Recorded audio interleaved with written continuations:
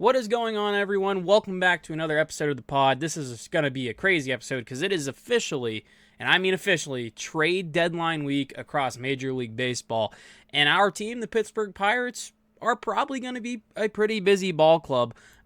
Will they trade guys like Mitch Keller? Will they trade a David Bednar? Will they trade a Dennis Santana? Or is Ben Cherington just going to deal with the rentals, which a lot of fans, including myself, think he should only be allowed to trade from because of his track record as the Pirates GM? That might be an unpopular take, but in this episode, we're going to be going through the news that's been going around. I'm going to take a look at Ben Cherington's press conference he did before yesterday's game against the Arizona Diamondbacks. We're going to discuss Mitch Keller rumors, as well as some rumors with the Detroit Tigers that surfaced today, being Monday, about the Pirates and Ben Cherington wanting something noted as bananas compared to what a writer from the Detroit News said that is. So we're going to be talking Keller, Bednar, Santana, and then let's start it, however, before we get into this, make sure to subscribe to the channel for more. We'll probably have some MLB trade deadline stuff after the trade deadline, just separate on this channel. But of course, if you're into the Pirates as well, make sure to subscribe to this channel. The podcast will be linked at the end of this, and you can just go to the podcast tab on my channel to find all the episodes. But yeah, let's get into the Ben Cherington press conference first. So Noah Hiles from the Pittsburgh Post-Gazette posted this quote, and I think this entire paragraph stands out. So I'm going to go ahead and read this for you guys if you haven't seen it. The full video is on the Pittsburgh Post-Gazette YouTube Pirates channel. It's like a 22-minute long press conference, and I did sit through it all. I have some thoughts, but here's the paragraph that was posted that was separate from the video. So, in quotes, this is from Ben Cherington. I don't think we can be risk adverse. I don't think that's going to work in Pittsburgh. We want to win. We're going to have to assume risk. With risk comes downside to that, obviously. If that doesn't work out, we get criticized. That's okay. I don't think we can win without assuming that. It's case by case, right? We're not going to assume, need to, or will assume. Massive risk on every decision. We're going to have to be willing to assume risk, I believe, to win. That risks can come in different forms. Sometimes that's going to come in the form of a player that we believe in hasn't done anything in the big leagues yet. Until they do, there's no proof that they will. If you notice, I kind of gave emphasis on the word risk. He said it 6 times, and it was about 3 to 4 times in the first sentence or two. These is something like when you think of the Pirates and trade deadlines, there isn't really a lot of risks that we have seen. Like last year, there was the rumors of Jazz Chisholm Jr. That's a risk.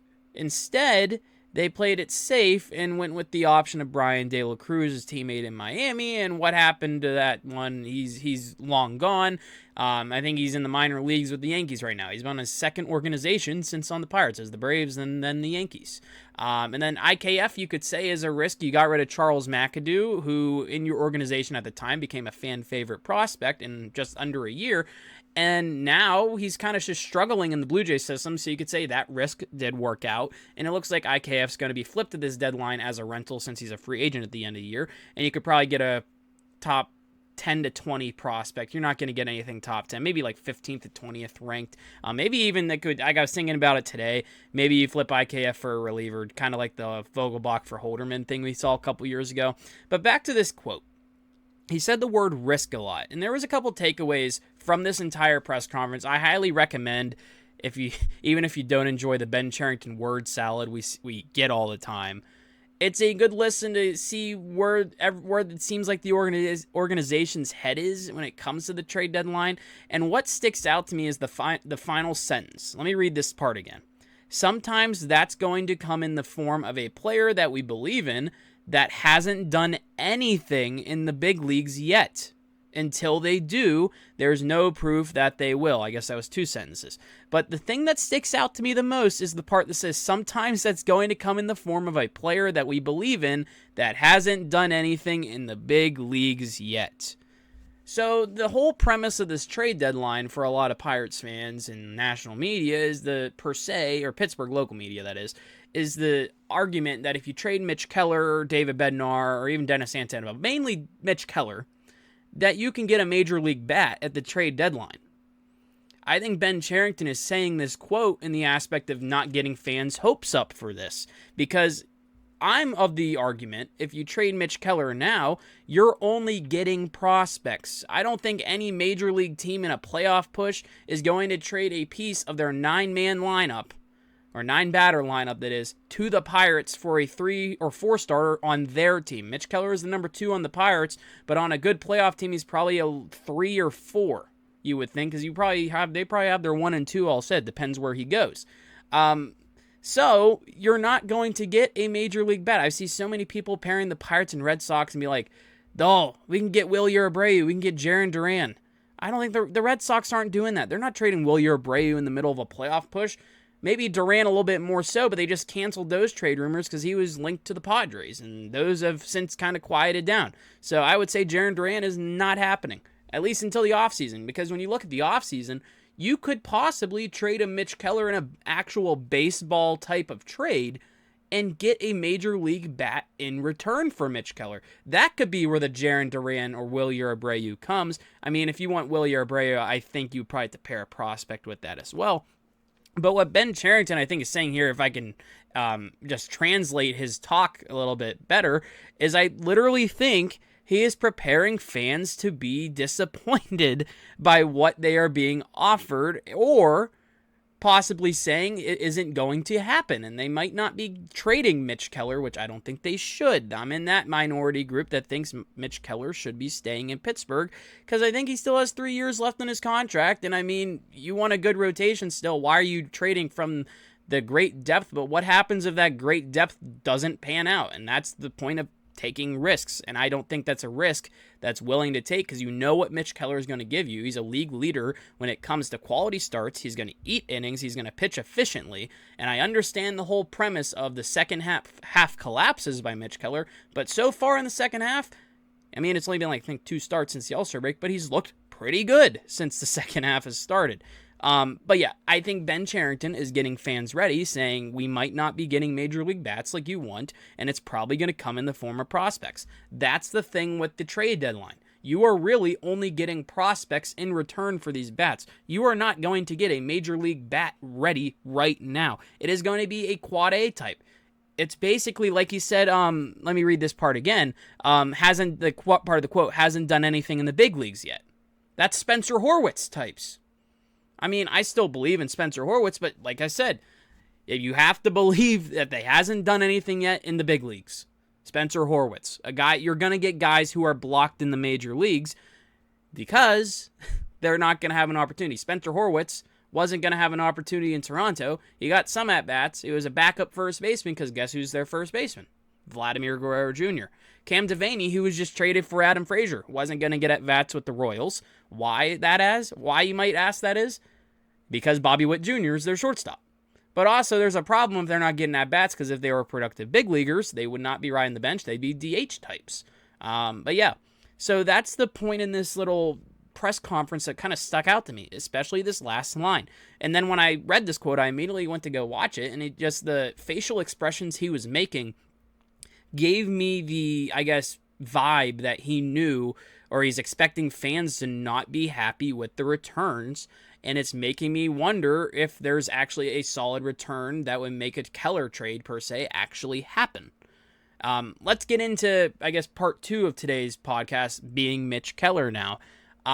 So going along with this, I think Mitch Keller, a couple weeks ago, it seemed like he was probably good as gone.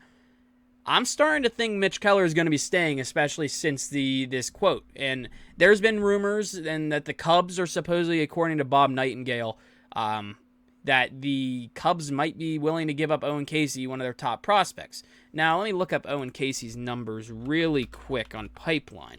Owen Casey, by the way, is, I'm pretty sure, the Cubs' number 2 prospects behind Moises Ballesteros, their catching prospect. My Wi-Fi just doesn't want to work right now.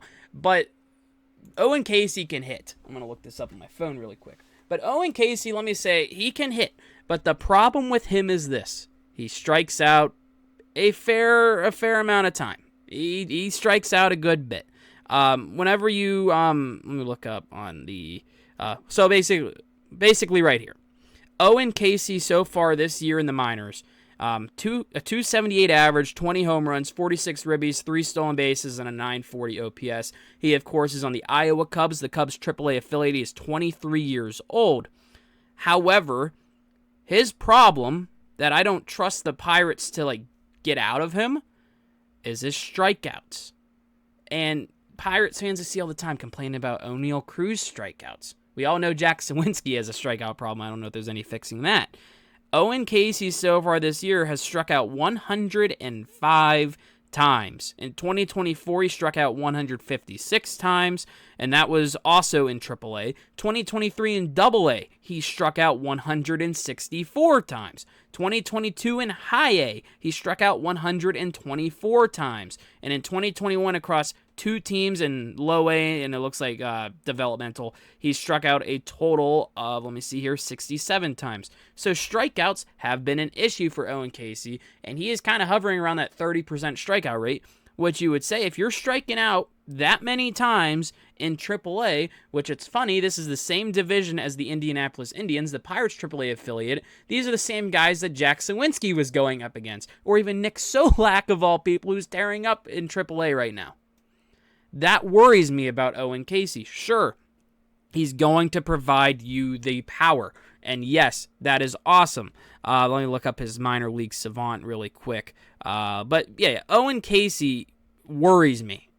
Sure, you're getting a great prospect, a top prospect in the Cubs system, and there's a common denominator here. He's another guy like, you could say, Spencer Horwitz, like a Cam Devaney, who is blocked in the major leagues, because who do the Cubs have in the outfield? Kyle Tucker, for now. Maybe they'll re-sign him. Who knows if the Cubs like to act cheap. Pete Crow Armstrong, and Seiya Suzuki, who as well can be a DH. But if the Cubs are this World Series pushing team, which I think they could be based off how they're playing this year, it's going to be interesting if they're willing to actually be like, you know what, let's just move Casey. Maybe they see a flaw that the Pirates don't. Maybe they're trying to get the Pirates to bite. But here's the strikeout rate. 29.3%, a whiff percentage of 30%, swing percentage of 45.55%. Yes, zone contact rate percentage as well, very bad, 82.07%, 38th percentile, according to Prospect Savant. Yeah, that worries me. As well, though, Owen Casey, let me pull my phone back out to get his actual MLB pipeline rank. He's a top prospect in that organization, where you could say he's actually number 1 right now. Looks like this was updated. So Owen Casey's number 1 on MLB Pipeline by Alastros, I think that's how you pronounce it, is now number 2. So Owen Casey is their number 1 prospect, and the Cubs are reportedly willing to part ways with him. It might sound stupid not to trade Keller for a number 1 prospect because a team is willing to do that. The thing that as well worries me about this is you're trading within the division. I mean, that shouldn't be a problem. But do you really want Mitch Keller killing the Pirates for 3 to 4 more years until he's a free agent? I don't want to see that. I'm sorry. And it worries me that, do you really trust the Pirates front office to be able to examine the issue that Casey has, being strikeouts, and be able to fix it? They haven't really been able to do that so far. I guess with Nick Gonzalez, sure. But a lot of these other guys are striking out a lot. Look at Jack Sawinski. O'Neal Cruz still strikes out a good bit, even though O'Neal Cruz has put up better numbers. But can you trust them to do that with Owen Casey? If the Cubs were giving you a trade offer, a haul, I don't think Casey can be the number 1, the headliner. I think you need a piece in the major leagues too. At least a bench bat. Maybe I don't know. I'm trying to think of the top of my head. I can't. Not a Nico Horner. I don't think they would do that. But something like that. You need some guys that can play in the everyday lineup, either on the bench or something, to pair with an Owen Casey. Just because I don't think the Pirates are going to stand pat and be the Pirates of old, even though they've done it so many times. Think what Garrett Cole got in return. They got Colin Moran. The Joe Musgrove trade has been the best trade, it seems like, when it comes to return, because they actually got a David Bednar out of that. Endy Rodriguez, too. Even though Endy Rodriguez is hurt all the time, but you got David Bednar in that package, in that 3-team deal that was with the Mets and Padres. Do I think Mitch Keller's gone?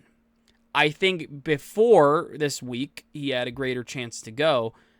I don't think he's going right now. I might be knocking on wood right now. I don't want him to be traded. If they did land Casey, I wouldn't be angry, but I would be kind of upset about it, because your headliner is just a prospect that has a strikeout issue. Sure, he has pop in the minor leagues. I'm not going to flack that on him. But this needs to be a win-now move for the Pirates, especially when it comes to next season, and does a top prospect that you have to try to keep developing. And I will say, Casey seems to be ready. But the problem is, are you willing to deal with the strikeouts he's probably going to have in the major leagues? Because it was talked on North Shore 9 earlier, the podcast I'm doing work with. You can pair him up with Jack Sawinski in the minor leagues, and they practically have the same stats. And Casey, I think, strikes out more in the minor leagues than Jack did. And look at Jack Sawinski in the major leagues. This is the same argument you can make with Spencer Jones of the Yankees. I see Pirates fans basically salivating over the fact of Spencer Jones, and yeah, he strikes out a good bit as well. He's kind of a Joey Gallo type, you could say, at his ceiling in the major leagues. That's what I like to say, and Yankees fans love to overvalue their prospects. When it looks at the Keller rumors, you could say the Cubs it looks like they're heavily involved, especially if they're willing to get rid of their MLB pipeline ranked number 1 guy.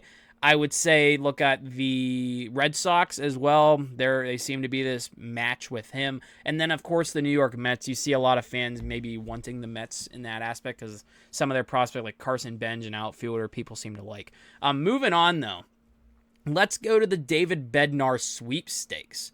So this came out earlier today. I was at work, and this came out. Tony Paul, the Detroit News, on Twitter. The hashtag Pirates have been scouting the Erie Seawolves, which are the Tigers' AA team, over the last week, and there are some pieces that interest the Tigers. Asking price for reliever David Bednar as of now appears to be, and what he said is bananas. That makes me wonder if the Pirates are actually being strict with this.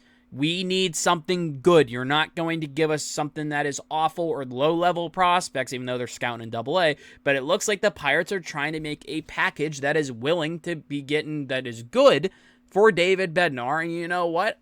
I give them credit for doing that because it makes me know that the Pirates understand, and I think Ben Cherington might actually finally understand, that he is on the hot seat. And if you mess up a David Bednar trade, you, I think, deserve to be fired. Because right now, David Bednar, I personally want a top 10 prospect in return for, because he has been elite. He is a 2-time All-Star closer. He started out bad this year, goes to AAA after a week in the season, and now he's like on a 20-save streak, I think it is, and he has been elite. He's at a low 2s ERA. And this also means, and it might not just be Bednar, it might mean like a Dennis Santana move. He only lists David Bednar, and that's probably the most expensive piece the Pirates have when it comes to the 2 relievers. But Dennis Santana as well is having, you could say, a better season than David Bednar, ERA-wise, that is, couldn't say the word out of my mouth.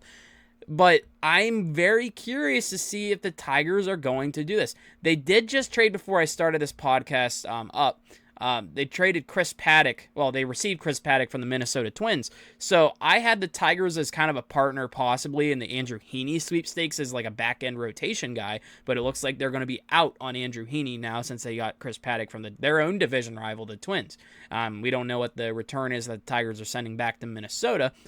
But this makes me interested because it's showing, especially if the asking price is supposedly bananas, according to Tiger's perspective, it's making me wonder if the Pirates are actually going to stand point and say, you know what, we want a good return out of this. And this is going back to the Ben Cherington press conference, going back about the word risk. Because I think if you trade Bednar or Santana, you can't trade both, in my opinion. You cannot trade both.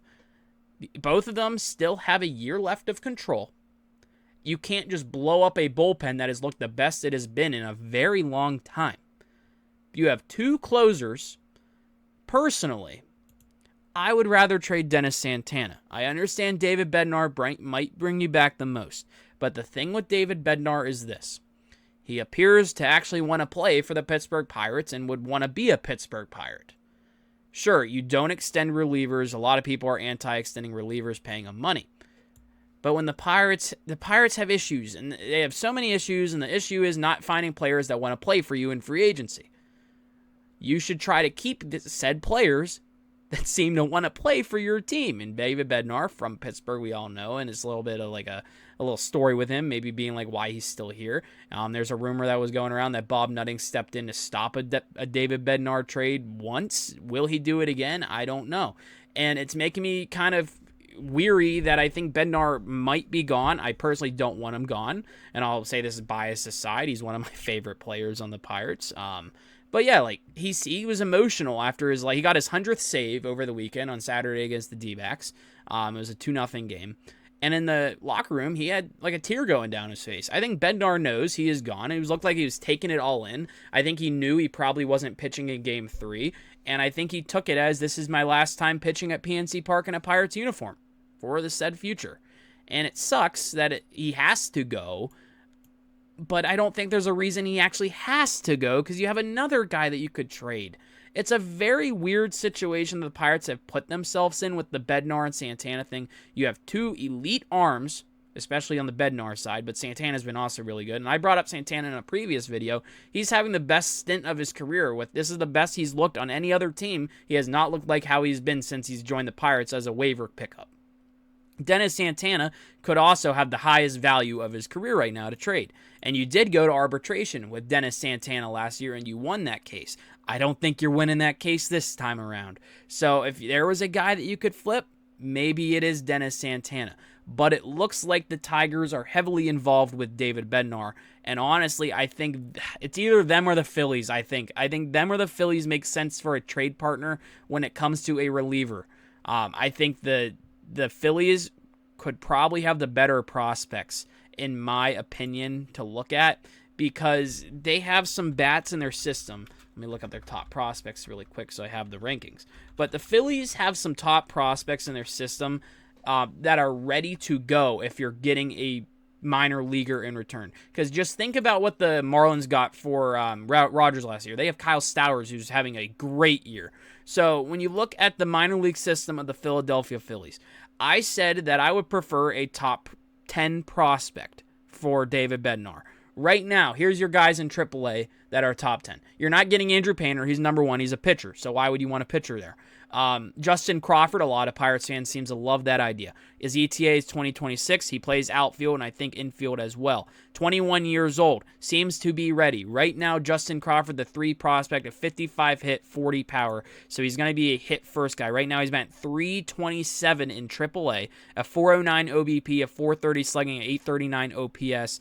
Looks like 31 RBIs, only 3 home runs. He does not have power. Moving on. Eduardo Tate, I think that's how you pronounce it. He's a catcher, but he's in high A, so that's not going to work. Arun Escobar, he's in high A. I don't think that works, because they want someone now. Mick Abel, the Pirates played against him earlier in Philly. He's in AAA, but he's a pitcher. Dante Noor, he's an outfielder. He's in low A. That doesn't work. Moises Chase, I'm sorry if I'm botching these names. Low A, double A, that is, right-handed pitcher. That doesn't work. Gabriel Rincones Jr., though, outfielder, AAA. He's their 9th ranked prospect, ETA, this season. Right now, he's batting .224, though, in the minor leagues. A 358 OBP, a 390 slugging, and a 748 OPS. However, he provides a little bit more pop. 11 home runs, 47 ribbies. So he has more pop than Justin Crawford. Right now, his total is 50 hit, 50 power. So he has better power than Crawford. Little bit less of a hit than Crawford, however, when it comes to overall 45 grade. And then Gene Cabrera, their number 10 prospect, is a pitcher in AA. So of all those guys for Bednar, you're probably looking at bats that are ready to go. Justin Crawford, which I don't think that would happen. I don't think they'd give up Crawford for Bednar. But maybe a Gabriel Rincones Jr. Maybe. However, I don't see that as the best chance, the best fit. I don't know. When you look at the Tigers, however, it's the complete opposite, because they don't have as much bats that are ready to go. You're not getting McGonigal. You're not getting Max Clark. You're not getting Bryce Rayner. Those seem to be the untouchables. The top 2 are in AA, and the third one, Rayner, is in single A. Then you got Jose, I think Josu, Jose, Briseño. I'm just going to say Briseño, AA. He's not ready. Thayron Lorenzo, AA, but his ETA is 2026. Troy Melton, a pitcher. He's already in the big leagues. He just pitched against the Pirates. I'm probably going to pronounce this one wrong. Hao-Yu Lee or Hao-Yu Lee. He's probably the best. He's the only AAA prospect that's a hitter in their top 10, and he's the only AAA guy in their top 10 right now. He's their 7th best prospect on the Toledo Mud Hens. A 55 hit, 45 power. He is from Taiwan. His stats right now, a 241 average right now in Toledo with the AAA Mud Hens, a 344 OBP, 418 slugging, and a 762 OPS. He has 11 home runs, just like Rincones Jr. and 39 RBIs. Lee plays second base and third base. So if you flip Ke'Bryan Hayes at the deadline, which I don't think is happening anymore because the Yankees got their third baseman, you could insert Lee into the vast infield that you have, because you have a situation on your hands. If you trade IKF, who's playing shortstop, probably Cam Devaney. But if it's not Cam Devaney for the future, maybe you move Nick Gonzalez to short. But here's the problem with moving Nick Gonzalez to short. He's struggled at second base a little bit. And it gets even more messy if you trade not David Bednar, but Ke'Bryan Hayes, because then you have a hole at third base you're going to have to fill. So maybe that is why Lee could be an option. He's 22 years old, but it worries me that he's the stereotypical light-hitting middle infielder, even though he is a top 10 prospect. So if those two teams are interested in David Bednar, both of those, however, which it's interesting, Lee is the seventh ranked prospect on the Detroit Tigers. Rincones Jr., number 9. Dennis Santana might get you one of those guys and maybe a lower one, but I think David Bednar, you could do him for a top-ranked hitting prospect that seems to be ready to go. It's interesting. I think those are the top 2 fits for him. Very quick predictions. Who goes where, or at least who's going where. I made this video episode of the podcast a couple weeks back where I gave percentages. I'm going to just give some rapid-fire names that I think are 100% gone. Andrew Heaney, Isaiah Kiner-Falefa, IKF. Caleb Ferguson, I think, could be a good fit on the Phillies, actually. I think he'd be a better fit than Bednar. I think he's something what they're looking for. And then Tommy Pham. I'm very iffy on actually if Tommy Pham is going to go, but I think it just does make sense. I have this gut feeling they're not going to trade him for some dumb reason. And then I think Bednar has a higher chance to go now, it seems, than Mitch Keller. I think if they're going to pick, I think they might trade Bednar over Dennis Santana as well. I'm going to give Bednar like an 80% chance right now, and it sucks to say because I love David Bednar as a player and someone to root for on the Pirates. Not a lot of those guys. But yeah, I think Mitch Keller's now 50-50. It seems like it's going to the way they might not trade him. They might stand pat. And then Dennis Santana, I don't think is going anywhere. Brian Reynolds, well, Santana might go somewhere, but I don't know if he's going to go anywhere anymore. It's either him or Bednar. One of them staying, one of them goes, I think. And then Reynolds stays, of course. Cruz is definitely staying. Don't even bring up Skeens. He's definitely staying for years now. And then Ke'Bryan Hayes, it was a good chance of being just a cheap little salary dump, maybe with a prospect to get something in return. But I think with the Yankees acquiring Ryan McMahon, I think Hayes is staying now. So that's a little bit of a quick rundown. We talked Ben Cherington's press conference. We talked Mitch Keller. We had longer convo about Bednar, Santana, what happens there. And this my quick overall breakdown with some predictions of who goes where. Actually, who goes? I don't really know who goes where. One fun prediction I have, just for fun. Andrew Heaney. I have this little running joke. With the Ben Cherington loves trading the lefty free agent to the prospects, to the San Diego Padres. He did it with Rich Hill. He paired him with G-Man Choi.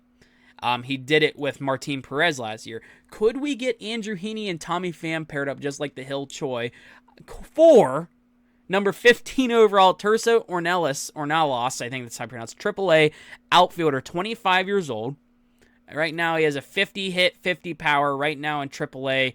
Well, he's actually hitting the MLB this year, but not good. He's played 7 games, 0.71 average. But in AAA this year, 297 average and 3 homers. So he did not have a lot of pop this year in AAA. But in the years prior, 23 last season and 2023, he had 15. So it's kind of mixed there. But for some reason, I think Heaney might be a Padre. That's just a fun little prediction I have. If the Pirates make any big moves, I might do live, but I don't know if we're going to do live or not just because of my schedule this week. But we'll at least have some recaps maybe at the end of the week just to go through everything. I don't know if I'm going to do one at a time. I don't know if that's something people would be interested in. If so, leave a comment down below. Leave your thoughts down below. Thank you all for getting to this point if you watched the whole thing or listened to it. Make sure to leave your comments down below what you think about Ben Cherington's press conference. Should he be the one making these trades? I mean, he is right now, but should he be the one making these trades? Is Mitch Keller gone? Is David Bednar, Dennis Santana gone? Or where do you think these rental guys go? There is a lot of them. I think the Pirates are going to be busy. It's going to be a very interesting week. So thank you all for watching. Make sure to subscribe to the podcast or just the channel in general down below. I'm looking to do some more stuff for MLB, probably just go through the trade deadline, the big thing that's happened, some brief thoughts. But yeah, I'm still thinking of a name. If you have a name of the podcast, any ideas, leave it down below as well. Thank you all for watching. Let's have a fun trade deadline week. Hopefully the Pirates don't do anything stupid. And yeah, we'll see you next time.